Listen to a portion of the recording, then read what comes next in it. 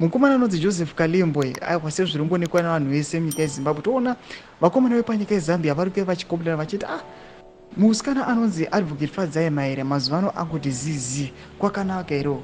I think nyangwe nevanhu vanofollowa panapa pahendo munoti maupdates anobva straight kuna Fadzai Mahere amusi kumawana. Mazuva ano Advocate Fadzai Mahere vakangonyarara.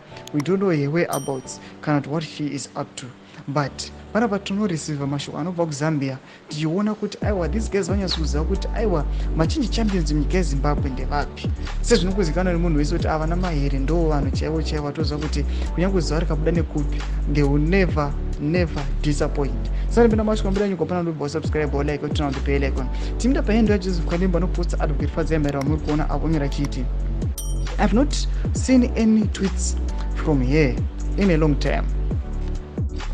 Too often on social media, we get too clouded and may not even notice it when our friends go silent.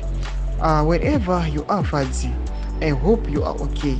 Always know you have the love and appreciation of a great community on here. Thomas vanotaura chiti aiwa kwauri hako Advocate Fadzai Mahere nezvauri kusangana nazvo kana zvauri kumhanyisa kana zvauri kuita, aiwa let's hope kuti you're okay, everything was alright. Ndakuti anoziva kuti ndo vakomana vanonyatsokuunganidza the express paX vachinazoti kana vachinge vasvika paX vanofumura zvezve zvichiitika zvavasingadi vachisimisa macitizens kuti aiwa isusu our agenda kana tiripo semaleaders enyu we must fight takananga takaenda so tichida sechange munyika yeZimbabwe. Mashoko anouya tichagwa pana pachibva kuZambia atikuona kuti aiwa nyaka vanhu kuZambia vanotoziva kuti aiwa vanhu vari legitimate munyika yeZimbabwe ndevapi. Tonze mafunguro enyu muri kudiwa pamusoro pechitiko ichi. Wabva nagome section medu, musanosubscribe or like and turn on the bell icon.